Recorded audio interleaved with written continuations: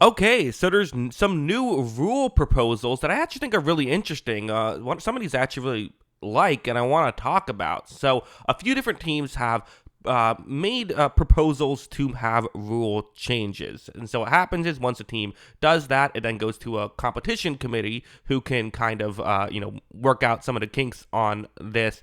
And then they can essentially put it up for a vote. If enough teams agree to make this the new rule, then it will be a new rule. So it's interesting. So what are some of the rules? Well, first we have to talk about the one that you kind of already have probably heard of, the tush push potentially getting banned. So this was Green Bay who made this a rule, which essentially I'll read out the exact wording that they have proposed is to prohibit an offensive player from pushing a teammate who is lined up directly behind a snapper and receives the snap immediately at the snap. So essentially, it would have to be a quarterback sneak or like a tight end sneak or something like that, because sometimes teams use a non-quarterback. But it would whoever's the guy taking the snap, if you're running a quarterback sneak, you can't then push that player. You still would have those plays where the running backs ends up kind of in the middle of 18 guys on either side of him. Well, not that many. There's not that many people on the field, but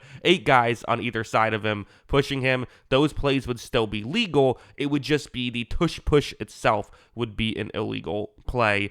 There's also another kind of thing that's been added on for this. I didn't see who added. Oh, this was also by Green Bay, which is essentially saying that they wanted to. There's a rule in place that they want to really have NFL crack down harder on, which is kind of similar to this. It's called the aiding the runner rule, which, if you've heard of this, and some people who are watching this video might not have even realized this is a rule, but essentially it is a rule as of right now that you're allowed to push the player with the ball if you're an offensive player. You are not allowed to pull your own player who has the ball. It's a player safety thing. That's a rule. And essentially, Green Bay is arguing that they should change some of the wording on it to make it a little bit more clear in what is or isn't allowed, and then also just call it more because it never gets called. This is one I think I agree with 100%. Green Bay is going to get a lot of criticism for the tush push thing, which I also kind of agree with, but that's besides the point. We can agree to disagree about that. This one, though, I just think makes complete sense. If we have a rule in place, we should have it so that it can be called, right? And this is something that is a player safety thing and just can be kind of annoying on some plays. Like, yeah, this feels like something that we should look into. It would be a 10-yard penalty if you commit this foul. It'd be similar to a holding, which makes sense to me. So yeah, those are kind of I think that one's the big one. The touch push is what most people are talking about. But a couple other of these rules I find just as interesting. So here's one I actually really agree with. I don't know if it'll get called, and of course it's Detroit who's wanting this because they're good. Well, I guess I don't know. Maybe Detroit. I don't know how Detroit factors into this. Now that I'm thinking about it, but let's read the rule. So this is by Detroit, which is to eliminate an automatic first down as a penalty imposed for defensive holding and illegal contact. This is something I have been on the record saying for years now that I wanted implemented. Is if it's up to me, I would say get rid of automatic first down penalties, period. If it's a 15-yard penalty, hey, if that's not enough for a first down, then you shouldn't get the first down. We have penalty yardage in place for a reason. On offense, you get an extra play anyway. Like, that's how I've always viewed it.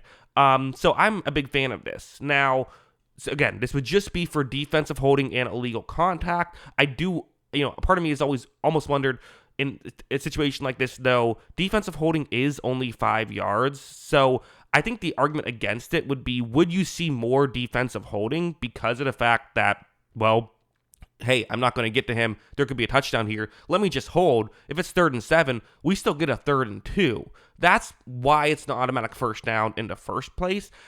For me, the way I would like this to be worded, and it's not this way, is to make it a 10-yard penalty for those, but then also now get rid of the automatic first down. I think that would make it a little more fair, in my opinion. So that's a really interesting rule, though, and one that I would vote yes on if I had a vote. I like that. I think that it's so annoying seeing these. Let's be honest. Usually, it feels like it's always the Chiefs. It's actually not, but it feels that way when the Chiefs are on a 3rd and 7, and then there's that automatic first down. It'd be nice to not have, just as a fan perspective, to not have that happen, just have it be to yardage.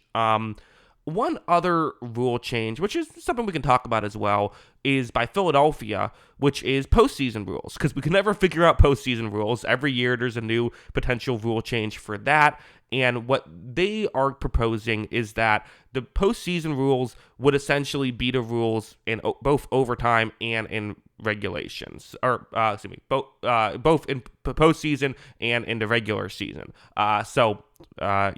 Overtime rules, how they work in the playoffs is both teams get the ball no matter what, unless there's a safety or a pick six or something like that.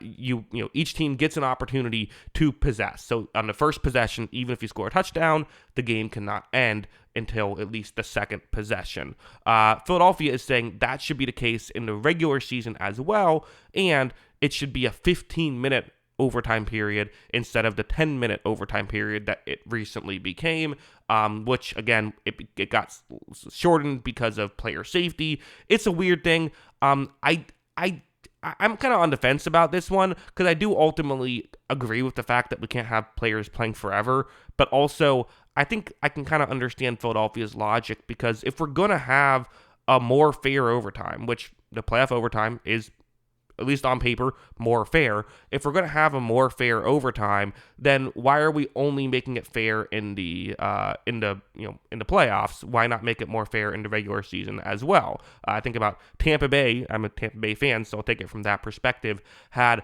3 different games that were in part decided due to who won the coin toss. They had a game where they had 2 games where they lost the coin toss and then lost on the opening possession, because they were all offense and no defense last year. They also had a game against Carolina where they got 2 possessions, Carolina only got 1. That's still in massive part helping out Tampa Bay to win that football game. They got the extra possession in overtime. So, making it more fair, I like.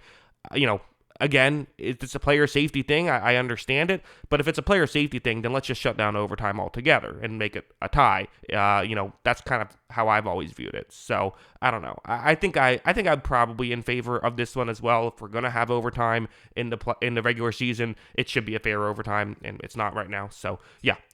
Or just make the coin toss something else. Make it part of home field advantage that the home team gets to choose. I don't know. There's ways you can do it that are better than this. Every proposal isn't gonna please everybody, but I don't hate this one either. So yeah, some interesting ones. Honestly, I would probably vote yes on all of these. I know some people would probably vote no on all of these, but hey, that's totally okay. We'll see what ends up happening here as these things get passed through. But those are those are my thoughts on all of this.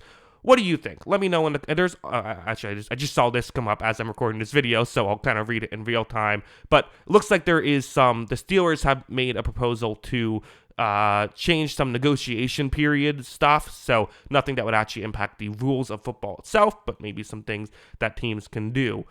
So that's notable as well, but not really what this video is about. So glad I don't have to redo a part of it. But yeah, those are my thoughts on all of this. What do you think? Again, I'm saying this right now. There was one more rule, so sorry that I'm kind of rambling at the end here, but the Lions have proposed a bylaw that would would allow wildcard teams to be seated higher than division winners based on record.